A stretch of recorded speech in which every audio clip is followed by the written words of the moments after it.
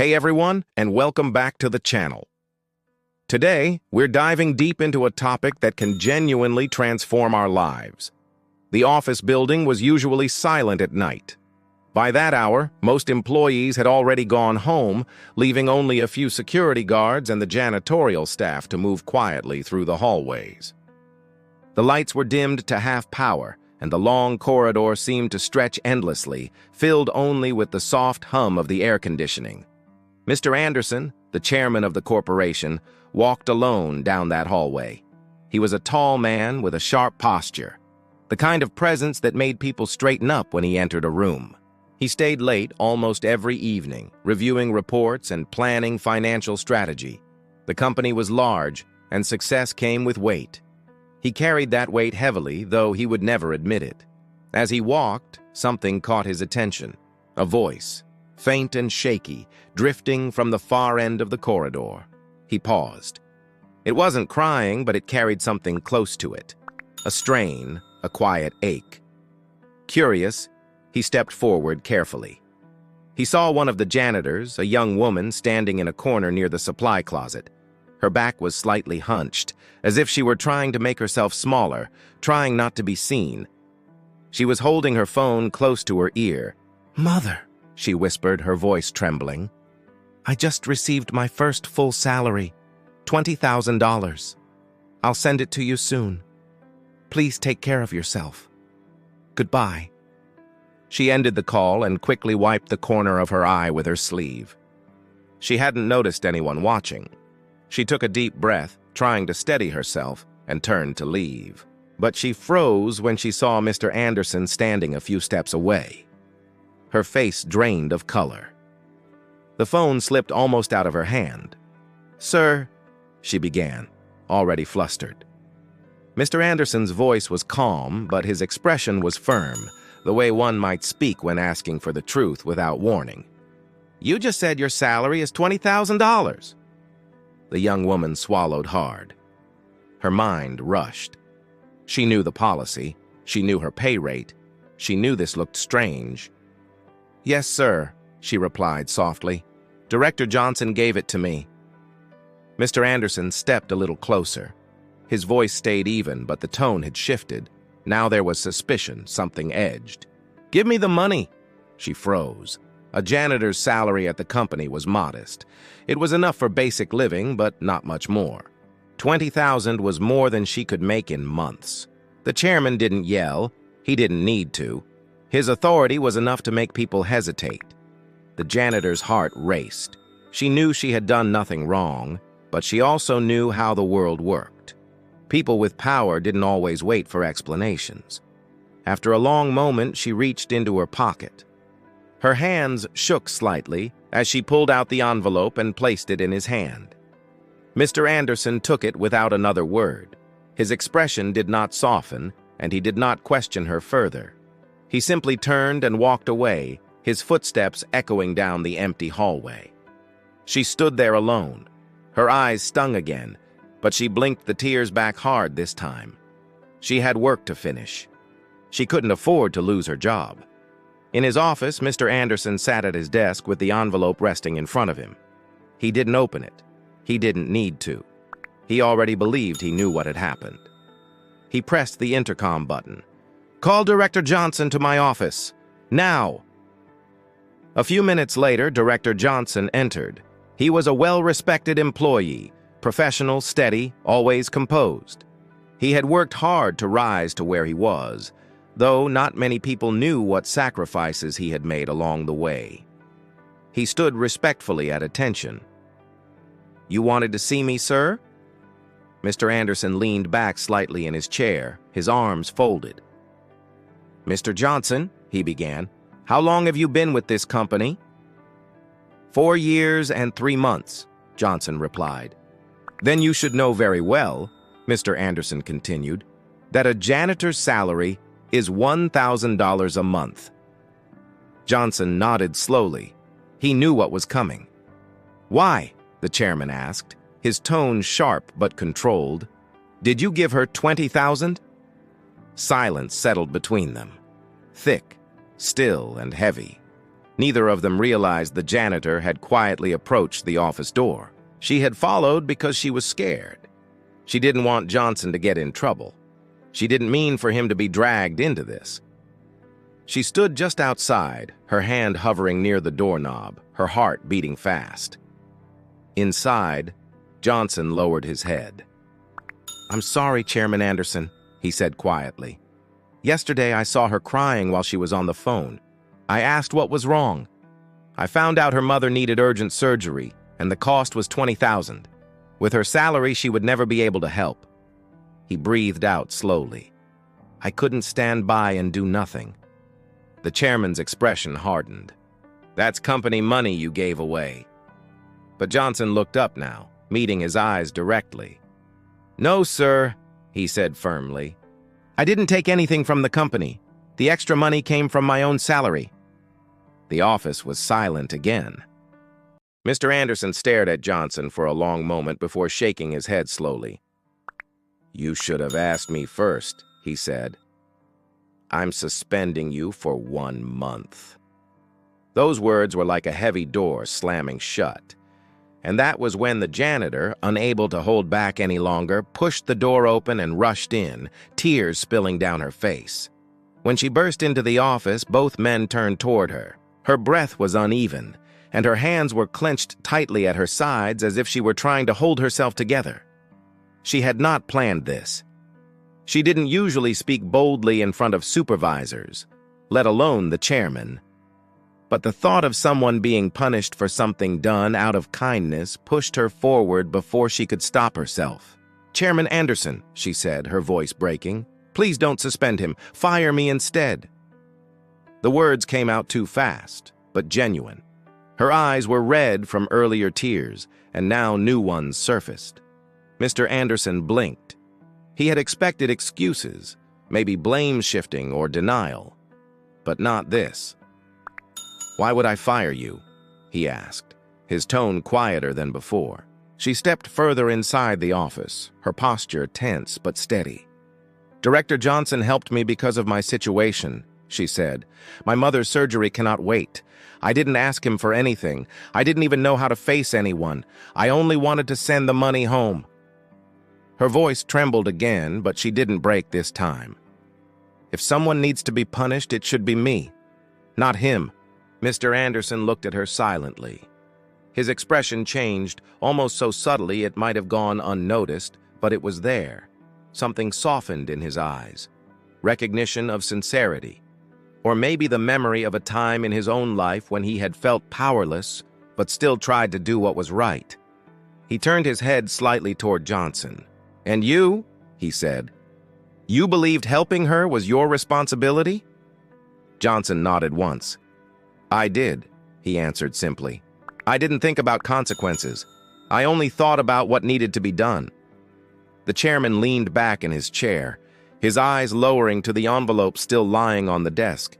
He tapped the edge lightly with his finger. He had built a career on facts, policies, structure, and logic.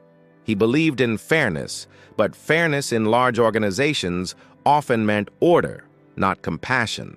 He had grown used to seeing requests only as disruptions, personal problems as unrelated to the work at hand. But listening to them now, not as roles but as people, something shifted.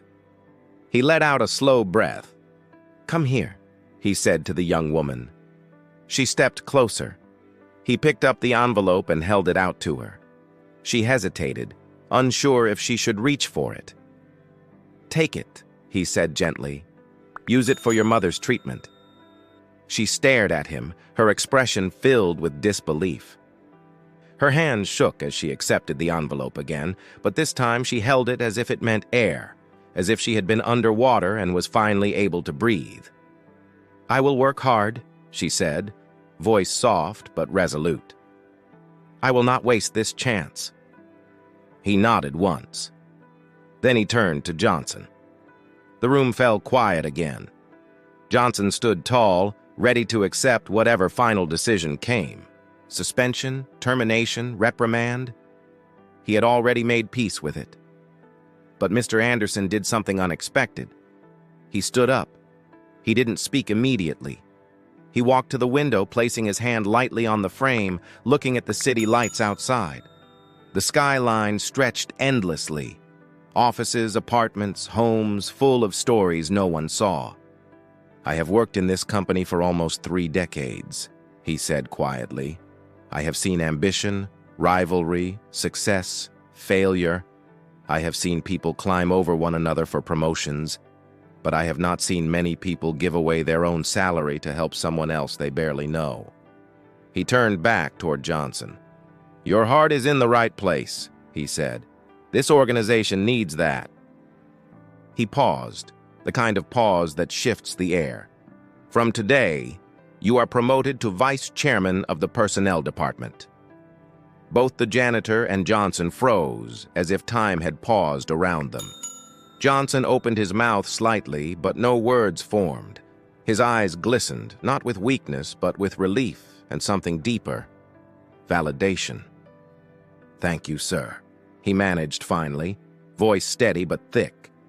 The janitor wiped her eyes with her sleeve again, only this time it was not from pain, but from the overwhelming weight of kindness. The office no longer felt heavy. It felt human. The janitor's name was Emily. She had only been working at the company for 3 months, and most people barely noticed her unless they needed something. She moved quietly through hallways, cleaning spills, emptying trash bins, wiping down desks after others had gone home. She didn't complain, and she didn't talk much. To most, she was simply part of the background of the building, like the carpet or the elevator doors, invisible in a place full of important people. But Emily had not always lived this way. She grew up in a small town 2 states away, in a modest house at the edge of a quiet neighborhood. Her mother raised her alone. Money was always tight, but their home was warm, and her mother worked hard to ensure Emily never felt the weight of what they lacked. She worked long hours at a sewing factory, sometimes coming home so tired that her hands shook when she tried to unlock the door. But she always managed a smile for her daughter. Emily remembered those evenings well. Dinner was usually simple, rice, vegetables, and sometimes chicken when they could afford it. But they ate together, sitting close, talking softly about school or dreams or nothing at all. Her mother always told her, "We may not have much, but we have honor, and we have kindness. Those are things that money cannot replace." Years passed, and life remained steady until her mother's health began to decline. At first, it was small things: dizziness, fatigue, trouble catching her breath. Then the fainting spells started. Doctors explained that her mother's heart condition, which had gone untreated for years, had worsened. Surgery was necessary, and soon. But surgery was also expensive. The number the hospital gave Emily felt impossible. It was more than she could earn in a year, let alone overnight. She tried applying for better-paying jobs, but without a degree or references, doors closed quickly. She worked 2 part-time jobs for a while, sleeping only a few hours a night. Still, it wasn't enough. She sold their old furniture, her mother's jewelry, anything they didn't absolutely need. When she realized the money still would not be enough, she took the janitor job at Anderson's Corporation, knowing it paid modestly but paid consistently. She kept telling herself it was temporary, just until her mother was better, just until things stabilized. Every month she sent almost her entire paycheck home. She kept only enough to pay for bus fare and simple meals. Most days lunch was just bread and tea from the break room. She never complained. She told herself this was what love meant: sacrifice, not in words, but in action. But yesterday everything changed. Her mother's doctor called. Her mother's condition had worsened far faster than they expected. The surgery could not wait any longer. Emily remembered standing in the hallway of the building that day, her back pressed against the wall, trying to breathe through the panic. She didn't cry often, but that day she couldn't hold it back. She had cried quietly, pressing the phone to her ear, begging for time she did not have. That was the moment Director Johnson had walked by. She tried to hide her tears, but he had noticed. Instead of walking away, he stopped. He didn't ask in a sharp tone or with irritation. He asked softly, like someone who understood pain. "What's wrong?" She hesitated at first. People in offices didn't usually want to hear about the personal lives of janitors. But something in his eyes told her it was safe. So she told him. Not all of it, but enough. That night, she had gone home ready to figure out a new solution, maybe to call relatives she hadn't spoken to in years, maybe to sell what little they had left. But she didn't have to. When she came in the next evening, Johnson had quietly handed her an envelope. His expression was calm, not emotional, as if he were giving her something as ordinary as a work memo. "This is for your mother. Don't worry about paying me back." She remembered staring at him, unable to speak, unable to understand how a person could give so much without expecting anything. She had managed to whisper, "Thank you," but even that had felt too small. She planned to send the money that night. She hadn't known anyone was listening when she made the call. Now, standing in the chairman's office, holding the envelope again, she felt overwhelmed, not just from relief, but from the strange feeling of being seen for the first time in a long while. For the first time since her mother got sick, she didn't feel alone. Mr. Anderson watched her for a moment, trying to read her expression. He was not a sentimental man, but he was not heartless either. Years of leadership had simply taught him to look at numbers before faces. But now, with this young woman standing in front of him, clutching the envelope as if it were her lifeline, something shifted. "Go home tonight," he said quietly. "Book your mother's surgery. If you need time off, the company will arrange coverage. Just inform HR." Emily nodded quickly, overwhelmed. "Thank you," she whispered. "Truly, thank you." She stepped back toward the door, wanting to give them space. But before she left, she looked at Johnson, not just with gratitude, but with something deeper, the kind of respect that words never quite capture. He smiled, a small, tired smile, and nodded back. When she left, the room felt quieter. Not empty, just calm. After Emily left the office, the room settled into a quieter atmosphere. Johnson remained standing, though his posture had relaxed slightly. His hands were no longer tense at his sides. He still felt the weight of the moment, but it no longer felt heavy in a painful way. It felt meaningful. Mr. Anderson sat back down slowly, not because he was tired, but because he needed a moment to think. The conversation had shifted something in him. He wasn't used to situations where compassion took priority over rules. His job was built on structure. Decisions were usually read out of charts and financial summaries, not out of human emotion. But what he'd witnessed just now wasn't something numbers could explain. He wasn't angry anymore. He realized that. What he felt was something harder to recognize because he hadn't felt it in years: humility. He gestured toward the chair across from him. "Sit, Johnson." Johnson sat quietly, waiting. For a long few seconds, the chairman didn't speak. Instead, he looked out the window again. The city lights always made him feel small, which was ironic, considering everyone in the building saw him as the one who controlled everything. "When I first became chairman," he began, his tone calm, "I believed kindness and leadership could work together. I believed that if you treated people fairly, they would work fairly in return." Johnson watched him, not interrupting. But the company grew. The pressures increased. Small mistakes had big consequences. "I learned to guard myself." He paused, then continued.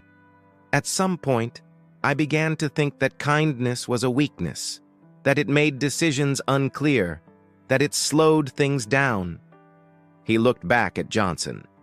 "Maybe I was wrong." Johnson didn't rush to respond. He waited a moment, then spoke softly. "Kindness isn't weakness, sir. Sometimes it's the hardest thing to choose." Mr. Anderson let the statement settle. He didn't argue. He didn't correct. He just breathed. They sat there quietly for another moment before the chairman reached into a desk drawer and pulled out a single form, the paper confirming Johnson's promotion. He signed it slowly, not out of hesitation, but with a sense of purpose. When he slid the form across the desk, Johnson didn't reach for it right away. He looked genuinely moved, and for a moment, younger, less guarded. "Thank you," Johnson said. "I will do my best to earn this." "I know you will," Anderson replied. There was nothing dramatic about the moment. No applause, no emotional speeches, just two men who understood one another more clearly than they had before. That night, Emily walked home faster than usual. The envelope was tucked safely in her coat, held close, not out of fear, but out of gratitude. She didn't take the bus. The night air felt light for the first time in months, and she wanted to breathe it in. Her apartment was small, a single room with a bed pushed against the wall, a tiny kitchen counter, and a window that overlooked a quiet street. But tonight, it felt warm again. Hope had returned to the space, quiet and steady. She set her phone on the table and dialed her mother. "Mom?" she said, trying to keep her voice calm but unable to hide the joy shaking in it. "The surgery can happen. We can schedule it. Everything is going to be okay." Her mother didn't speak for several seconds, then only responded softly, "Thank God." They didn't talk long. They didn't need to. Love doesn't always need many words. Emily sat on the edge of her bed afterward, the envelope beside her. She didn't cry this time.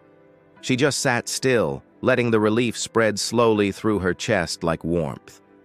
For the first time in a long while, tomorrow didn't feel frightening. Meanwhile, Johnson left the building an hour later. The night breeze greeted him as he stepped outside. He looked toward the sky where no stars were visible through the city lights, but somehow the darkness felt a little less heavy. He didn't feel proud or triumphant. He felt something better. At peace. He had done something right, and the world, for once, had answered kindly. Mr. Anderson stayed in his office even later, long after everyone had gone. The building was silent again, the same silence as before, but it no longer felt cold. He stared at the desk where the envelope had rested.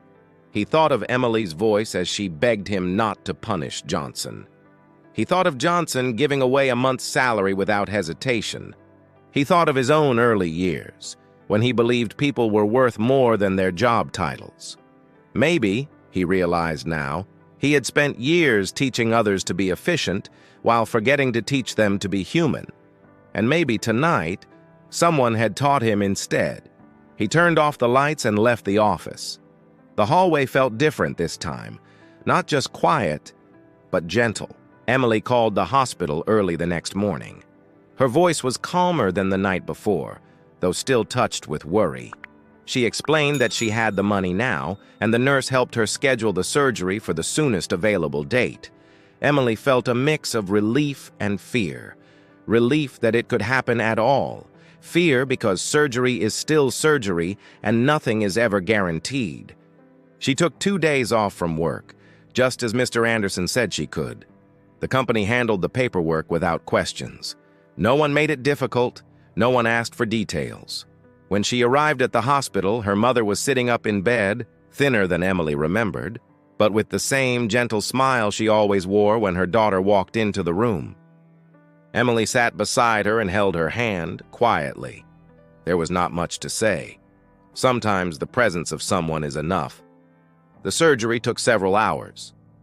Emily waited in the hallway, hands folded, eyes on the floor.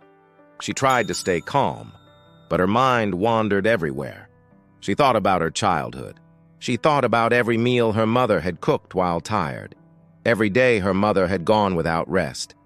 Every time her mother said, "It will be all right," even when it wasn't. When the doctor finally returned, she stood up too fast. The doctor gave her a small, tired smile. "It went well," he said. Emily didn't realize she had been holding her breath until the air rushed out of her. She nodded and whispered, "Thank you," not with formality, but with sincerity. Her mother needed several days to recover. During that time, Emily stayed by her side, sometimes reading to her, sometimes just sitting quietly. They did not talk about money. They did not talk about fear. They talked about the future, small and simple. What they would cook when they returned home, how the weather might change next week. Everyday things, which felt like gifts now. When her mother was strong enough to speak more clearly, she took Emily's hand and said, "You've always been strong. I am proud of you." Those words stayed with her. When Emily returned to work the following week, the building looked the same, but her place in it felt different. Not because her job changed. She was still a janitor, and she still cleaned the same floors and emptied the same bins, but because she no longer felt invisible. When she walked into the break room, a few co-workers nodded to her. Some smiled. Nothing dramatic, just small acknowledgments. But those small gestures carried meaning. She saw Johnson in the hallway later that afternoon. He was wearing a new badge with his new title. It didn't make him look more important. It simply matched who he already was. "Your mother?" he asked. "She's recovering," Emily said. "The surgery went well." He nodded. "Good." There was no emotional exchange, no speeches, just a quiet understanding. Sometimes that is enough. As for Mr. Anderson, something had shifted in him too, though no one said anything out loud. He didn't start giving big motivational talks, and he didn't suddenly become warm and expressive. That wasn't his personality. But people noticed small changes. He listened a bit longer in meetings. He asked questions with a different tone. He made sure the Employee Assistance Fund, which had existed only on paper for years, was updated and made more accessible. None of it was dramatic, but change often starts in small adjustments, not large announcements. One evening, a week after everything had happened, Mr. Anderson walked through the same hallway where he had first seen Emily speaking on the phone. The lights were dim again, the building quiet. But he saw the place differently now. He remembered that compassion had not slowed the company down. It had strengthened it, not financially, not in productivity charts, but in something harder to measure: how people lived their days, how they saw their work, how they saw each other. He paused for a moment, then continued walking.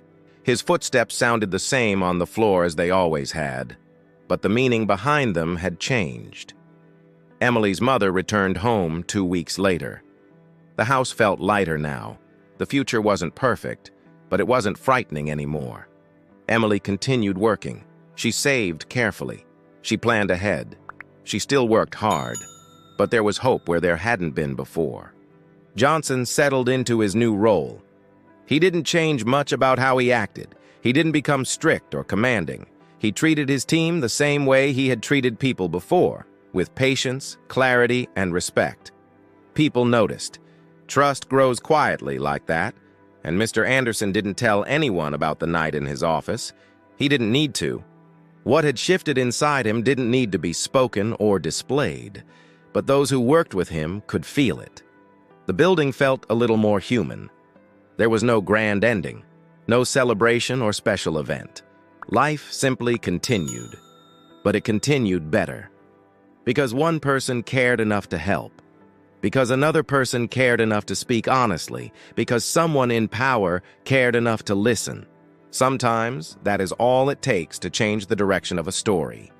If you enjoyed this story, make sure you subscribe, turn on the notification bell, and share with your friends and family so you don't miss the next powerful story coming your way. Drop a heart in comment, like and subscribe my channel. And visit my channel for more interesting stories videos.